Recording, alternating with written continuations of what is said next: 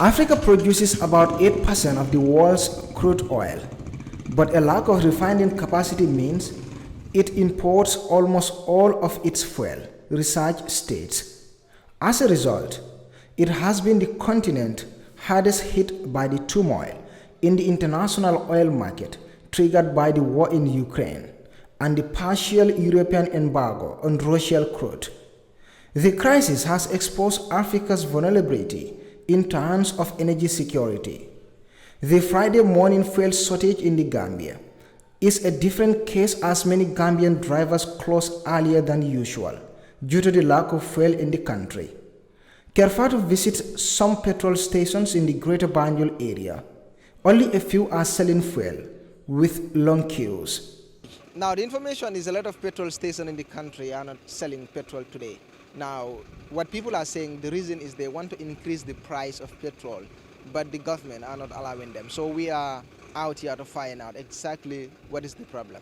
Sona nen bu baax dega dañ wara subsidize fuel bi pour comme yeneen countries ñu nekk di def because yeneen countries yi te at least te development yu mu nekk di wax ne mu ngi koo def dafa waroon a suspend yenn yi mu jël xaalis boobu noonu yokk ko si fuel bi because fuel moo yore économique àdduna bi fuel bu seere rek dara du yomba maalo du mun a yomba mburu du mun a yomba yëpp daal dafay jafe. nekkuñ di liggéey tey foo dem daal essence yi moom luñ lay wax gasoil dafa manqué loolu moo tax tey moom suñu liggéey bi moom doxul tey moto yu bari sax dawuñ.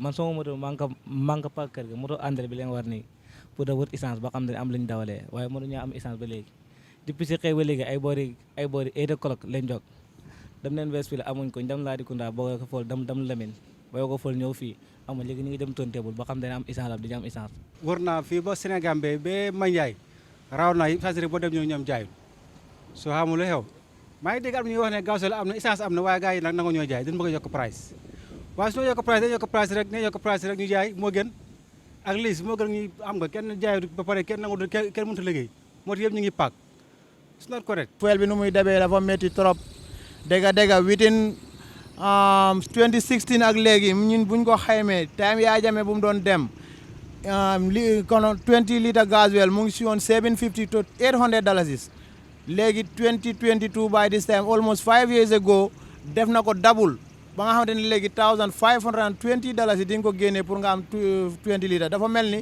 750 bi da nga koo teg ñaari yoon nga mun a am 20 loolu dafa metti trop si suñ secteur bi dégg client yi ñu ngi complain wante ñun tamit ñoo si gën a am problème because ñun ñu bëri ñu ngi fi moto jaamur yi lañ dee dawal bu ñu xëyee nga nar a génnee gasoil 1500 am na ñoo xam ne dañ dee lakk 40 litres si day loolu dafa mel ni 3000 di nga ko jënd gasoil nga ñëw nga war a verser yeneen borom moto yi tey dañ la dee wax 1500 nga maa jox a day loolu nekkul 4500 sa apprenti nga xëy nga jox ko 350 wala 400 almost 5000 ñëw na yow sa boppa lan ngay yóbbu si kër gi te nga xëy liggéey si day bi 5000 lu naxadi la. si xëy ba kenn mënut liggéey ñun liggéeyuñ suñu place ñu ngi ko tëj pak no da wut essence pour mu di daw bagage yu ma téye ne moom la nar a nuyu yóbbu amoo fu ma ko yóbbu da ñàkk essence loolu dafa métti gars yi ñu wax gars yi boo ñu bàyyi essence bi ba fekkee dañ koy yokk sax ñu yokk ko sax ni jënd ñu liggéey parce que essence buñ ko jaayut kenn du liggéey ñu bëri loolu mooy tax a paak loolu nga kii koto bi nii sama waay la kii bona moto bi nii mu nga paak man daf dara da ñàkk essence. du ma am dépasse suba de su ma liggéeyu tey moom dépasse suba du am parce que su ma man leen yaakaar soo liggéeyu tey ndax nga amee dépasse su ma wax daal mooy ne na gars yi ubbi ñu jaay fekk dañoo yokk ñu yokk understand nga lu nit am si xaalis nga jëndee ko gasoil nga dem liggéey moo gën nga toog ñàkk a jaay.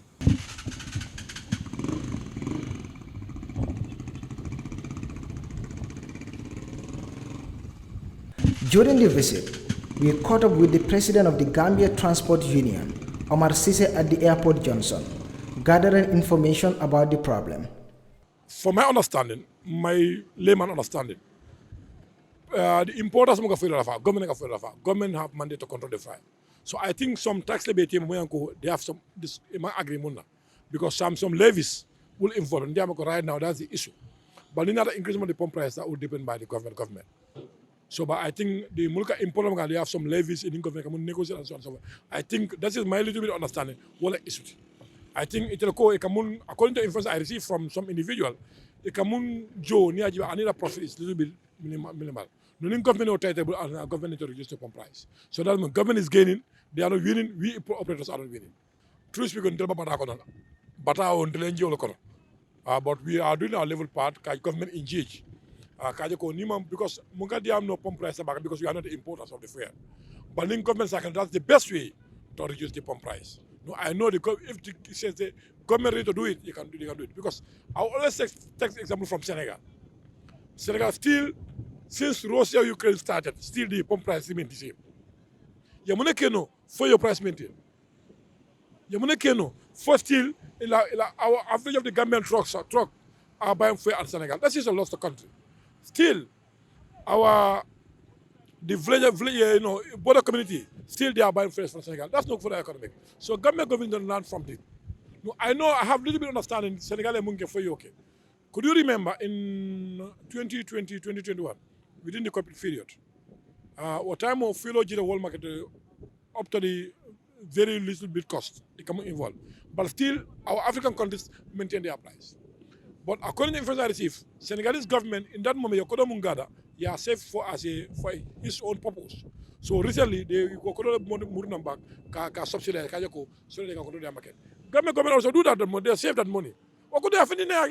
So that we citizens benefit. But New York still they want a world market by increasing by increasing. It's a carousel, never a carousel, because the carousel. No, right now what we are facing, because everybody is complaining. No, us or head of the union, Ning government pump price that person whether people like or not, that's the reality. Because we cannot work in vain. Because the petrol contribute 3% in our day-to-day activities, in our personal costs. So Ning government prekotala, molba kam valale, but the real mumu we need to increase the transport fare. The price of petrol and diesel has increased at the pumps on 1st July 2022. The price increment is participated by the expiration of a government subsidy that underpinned the preceding price before the increment. The increase in price that came into effect on 1st July 2022 has petrol selling at $78.76, diesel at $73.78, and kerosene at $89.78. So most of the petrol stations today are like this. They are very empty except few. So we try to have interview with some of the station managers, but unfortunately most of them are not working. And as you can see, the petrol stations, most of them are very empty today. For Kerr Fatou News, I am Buba Gajigo.